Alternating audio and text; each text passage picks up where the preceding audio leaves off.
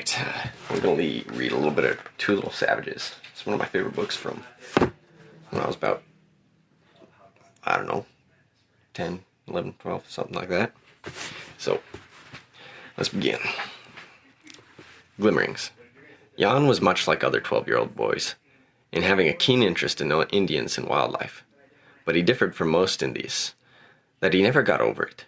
Indeed, as he grew older, he found yet a keener pleasure in storing up the little bits of woodcraft and Indian lore that pleased him as a boy. His father was in poor circumstances. He was an upright man of refined tastes, but indolent, a failure in business, easy with the world and stern with his family. He had never taken an interest in his son's wildwood pursuits, and when he got the idea that they might interfere with the boy's education, he forbade them altogether. There was certainly no reason to accuse Jan of neglecting school. He was the head boy of his class, although there were many in it older than himself. He was fond of books in general, but those that dealt with natural science and Indian craft were very close to his heart. Not that he had many. There were very few books in those days, and the public library had but a poor representation of these. Lloyd's Scandinavian Sports, Gray's Botany, and one or two of Fenimore Cooper novels. These were all, and Jan was devoted to them. He was a timid, obedient boy in most things, but the unwise command to give up what was in his nature merely made him a disobedient boy, turned a good boy into a bad one.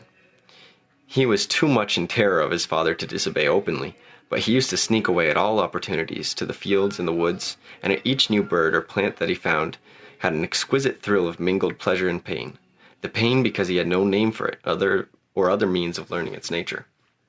The intense interest in animals was his master passion, and thanks to this, his course to and from school was a very crooked one, involving many crossing of the streets, because thereby he could pass first a saloon in whose window was a champagne advertising chromo that displayed 2 terriers chasing a rat. Next, directly opposite this, was a tobacconist's, in the window of which was a beautiful effigy of an elephant laden with tobacco. By going a little farther out of his way, there was a game store where he might see some ducks, and was sure, at least, of a stuffed deer's head, and beyond that there was a furrier's shop, with an astounding stuffed bear. At another point he could see a livery stable dog that was said to have killed a coon, and at yet another place on Jervey Street was a cottage with a high veranda, under which he was told a chained bear had once been kept. He never saw the bear. It had been gone for years, but he found pleasure in passing that place. At the corner of Pemberton and the Grand Street, according to a schoolboy tradition, a skunk had been killed years ago, and could still be smelled on damp nights. He always stopped, if passing near on a wet night, and sniffed and enjoyed that skunk smell.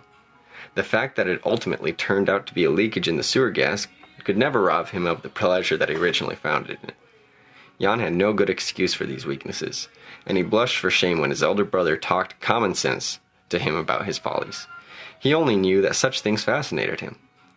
But the crowning glory was a taxidermist's shop kept on Main Street by a man named Sander.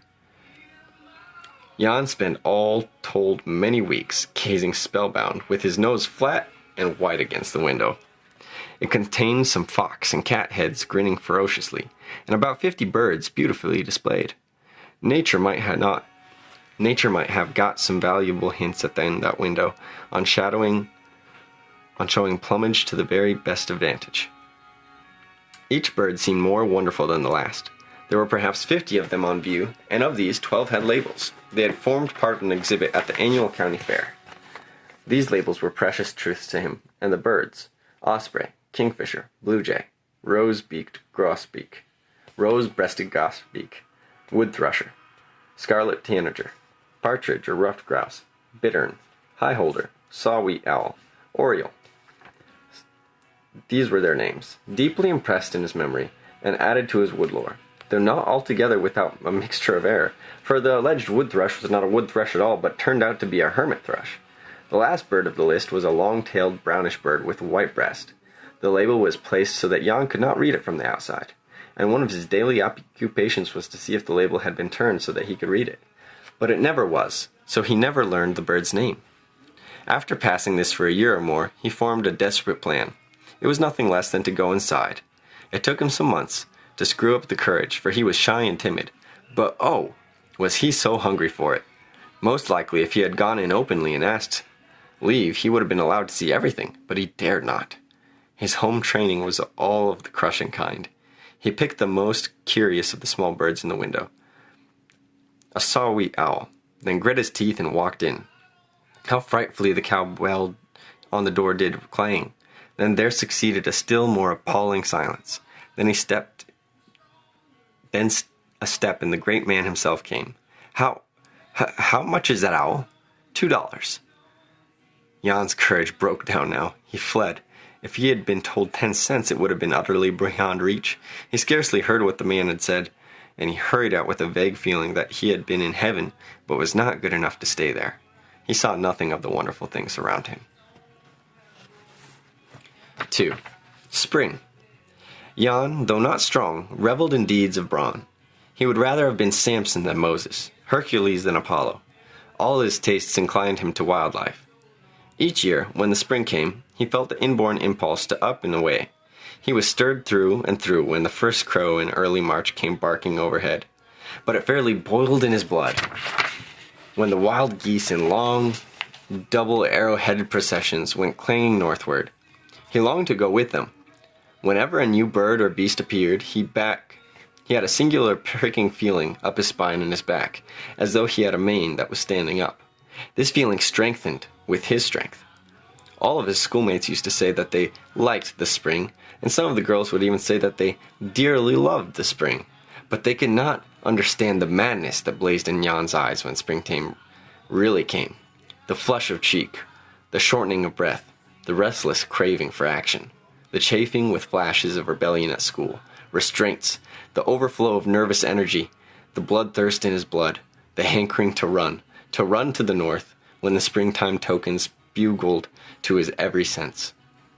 Then the wind and sky and ground were full of thrill. There was a clamor everywhere, but never a word. There was stirring within and without. There was incentive in the yelping of the wild geese, but it was only tumult, for he could not understand why he was so stirred. There were voices that he could not hear, messages that he could not read. All was confusion of tongues. He longed only to get away. If only I could get away. Oh God! He stammered in torment of inexpression, and then would gasp and fling himself down on some bank, and bite the twigs that chanced within reach, and tremble and wonder at himself. Only one thing kept him from some mad and suicidal move, from joining some roving Indian band up north, or gypsies nearer, and that was the strong hand at home. That was the first 2 chapters of Two Little Savages by Ernest Thompson Seton. It's a really great book. I recommend you read it. Recommend you have your kids read it. Recommend everybody read it. If you're interested in outdoors, if you're interested in the way Native Americans lived, if you're interested in cool stories, it's a great book. Highly recommend.